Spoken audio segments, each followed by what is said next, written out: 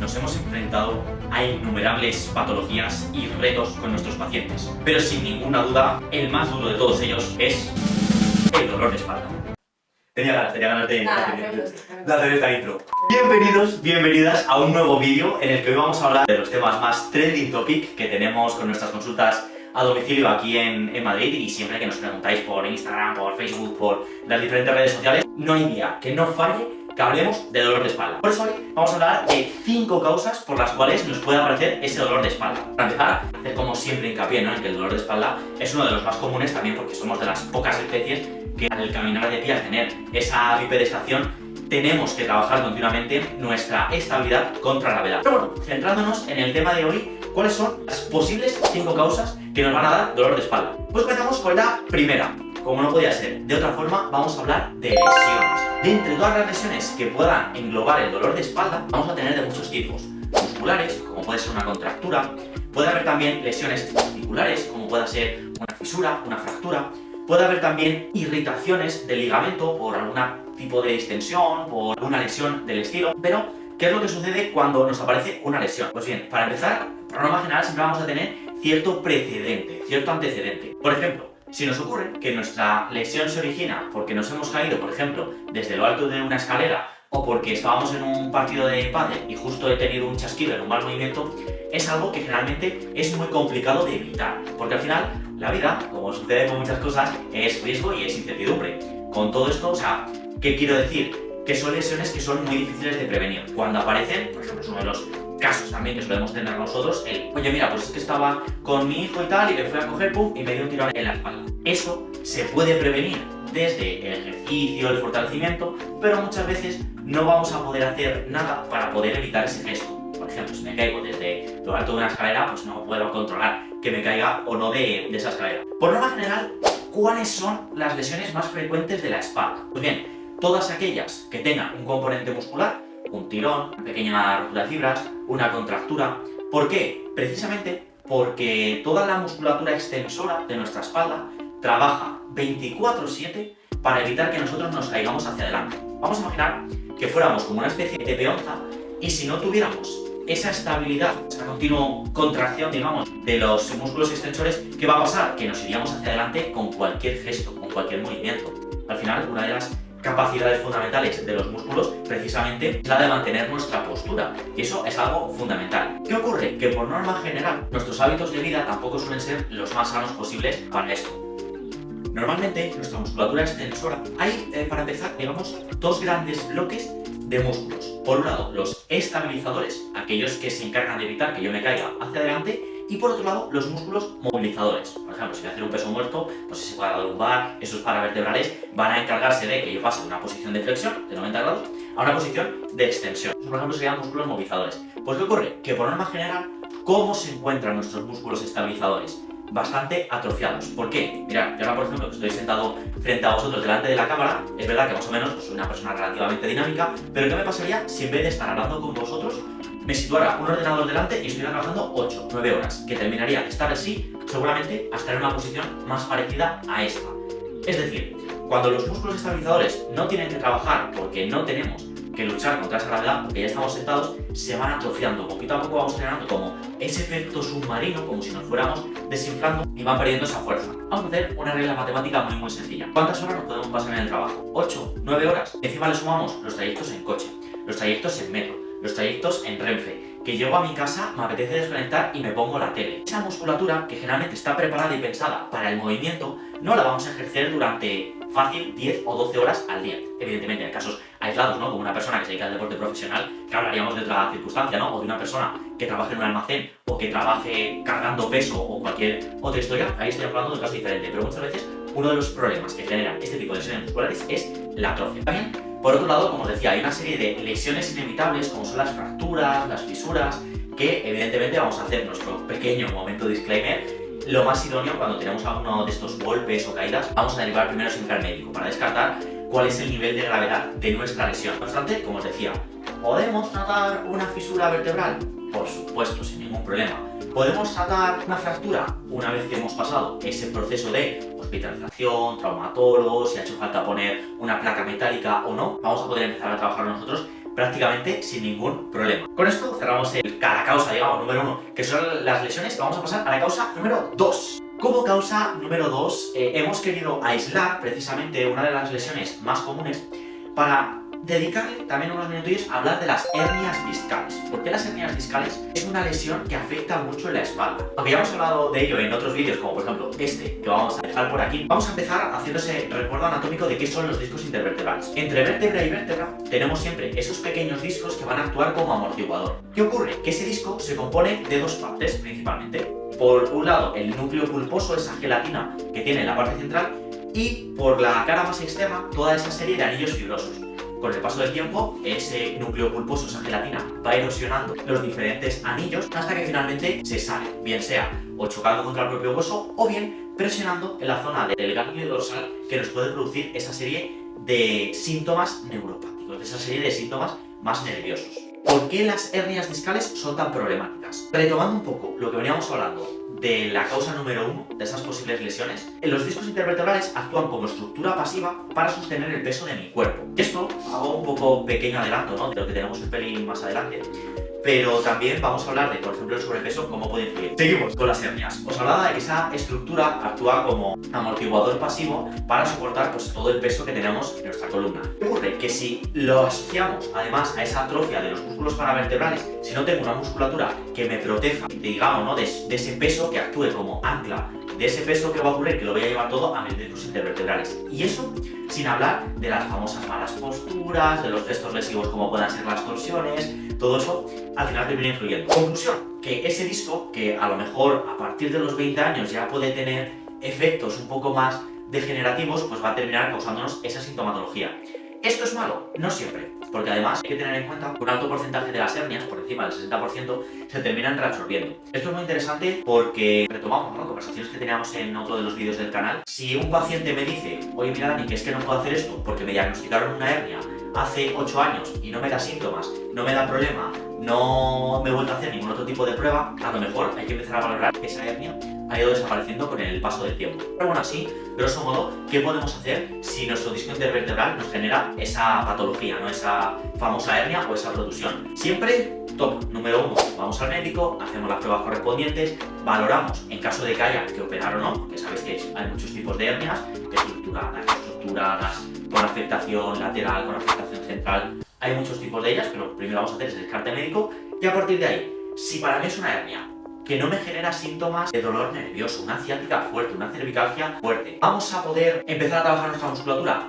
Perfectamente, precisamente para proteger y para equilibrar toda esa protección natural que tenemos, como es nuestra faja abdominal, nuestra musculatura también interescapular. Es muy interesante que la podamos trabajar. Pasamos al tercer bloque. Y en este caso vamos a hablar de las malas posturas. Y hago pequeña pausa porque una frase que me gusta mucho repetir con mis pacientes, y creo que esto resume este tercer punto, es que la postura perfecta es el movimiento. ¿Por qué? Vuelvo a sacar de la nevera esos músculos, esas dos tipologías de músculos que hemos hablado. Por un lado, los músculos estabilizadores y por otro lado, los músculos movilizadores.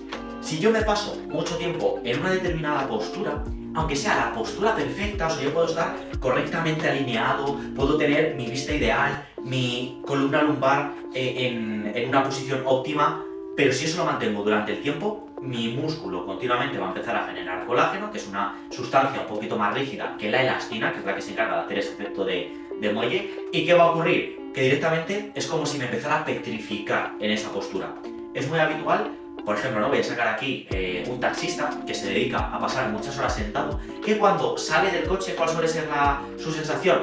Uf, me he quedado clavado. ¿Por qué? Porque durante todo ese tiempo mi músculo ha ido optimizando la postura que yo le he mandado, que en este caso es la de estar sentado, con la espalda recta o lo más recta posible, vista al frente, porque encima si voy conduciendo tengo que intentar tener las menores distracciones posibles. Pues cuando automáticamente le busco romper ese patrón al cuerpo y le digo, no campeón, llevas 8 horas sentado, pero ahora de repente vamos a salir a correr 30 minutos.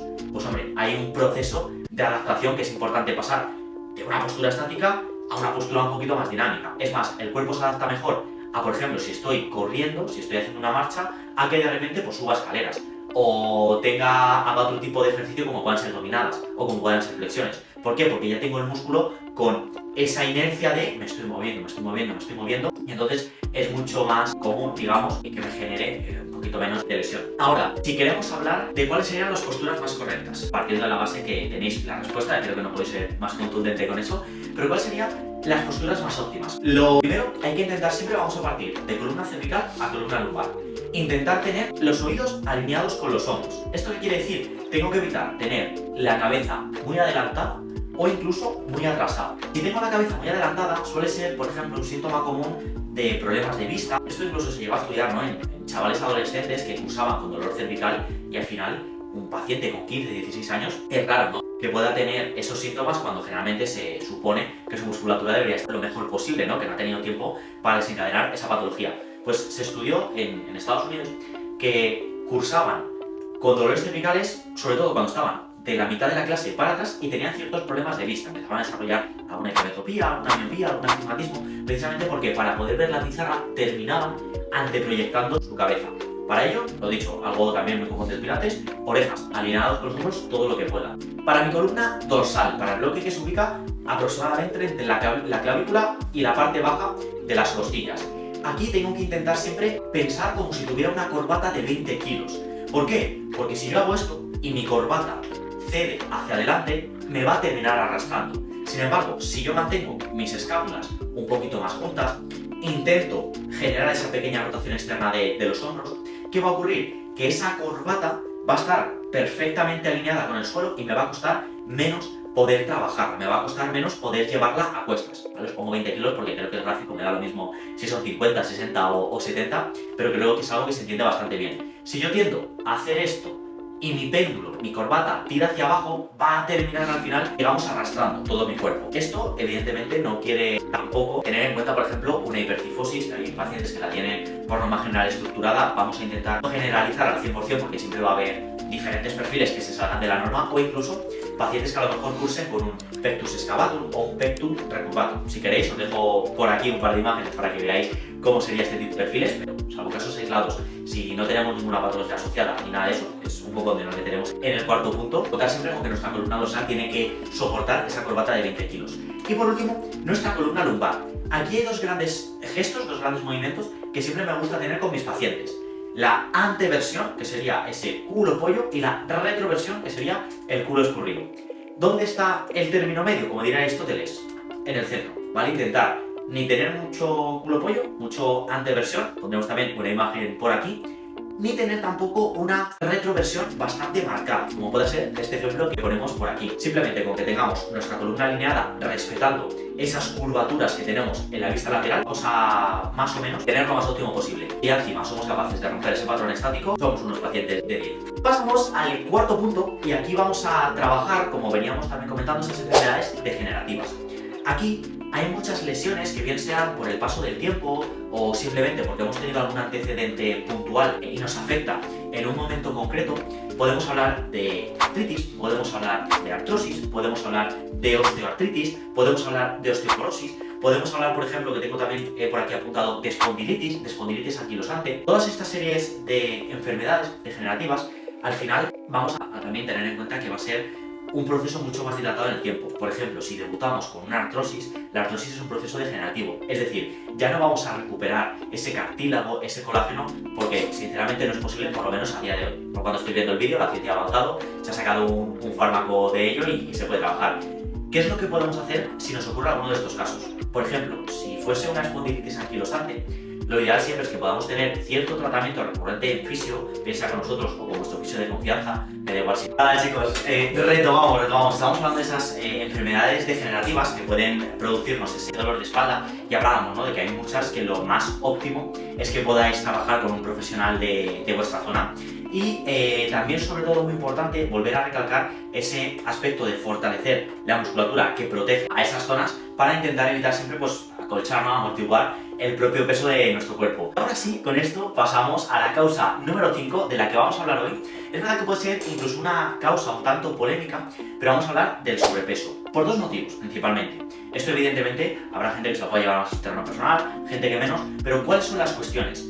Primero, que es verdad que entre lo que hablábamos, ¿no?, esa falta de actividad física promedio y todo ese sector, toda esa industria, ¿no? Que al final, pues entre las diferentes franquicias de alimentación, no vamos a comentar ninguna en particular, pero bueno, a todos nos gusta siempre un fin de semana irnos a cenar unas pizzas, unas hamburguesas, y eso va produciendo que hoy por hoy, y esto no es algo que diga yo exclusivamente, sino que las cifras están ahí, estamos generando una tendencia hacia una población con más obesidad que con normopeso. Esta, digamos, es la causa número uno. Hacer también hincapié en esa epidemia silente, en esa epidemia no contagiosa que muchas veces no se ve y que es el sobrepeso. Para esto, evidentemente, el profesional más óptimo pues va a ser vuestro endocrino, vuestro nutricionista, pero que sepáis que está ahí como una de las causas que genera mucha mayor comorbilidad. Esto quiere decir que en el momento que yo debuto con, lo habréis visto, ¿no? Cuando uno tiene una patología, hay como cierta serie de patrones que se repiten. Tienes sobrepeso, tienes diabetes, tienes hipertensión, tienes diferentes cosas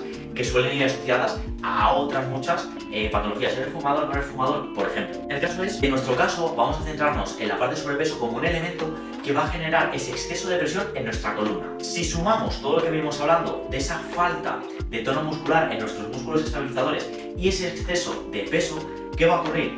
Vamos a poner un ejemplo sencillo, ¿no? Si yo tengo un coche que puede permitir cargar hasta 3.000 kilos y lo utilizo como si fuera una furgoneta y le llevo todo el día, con 4 o 5.000 kilos, ¿qué es lo que va a ocurrir? Que al final los amortiguadores van a sufrir más, las ruedas se van a desgastar más, seguramente el cárter, el cubrecárter, pues vaya a sufrir también más con respecto a ese mismo vehículo si lo llevara con la carga normal. Pues siguiendo este mismo ejemplo, ¿por qué no nos consideramos a nosotros como ese vehículo que debemos cuidar y que debemos mantener lo mejor posible? Porque al final, y esto es una frase que tampoco es mía y a lo mejor suena un poco Mr. Wonderful, ¿no? Pero es la idea de que nuestro cuerpo es el único sitio en el que vamos a vivir toda la vida.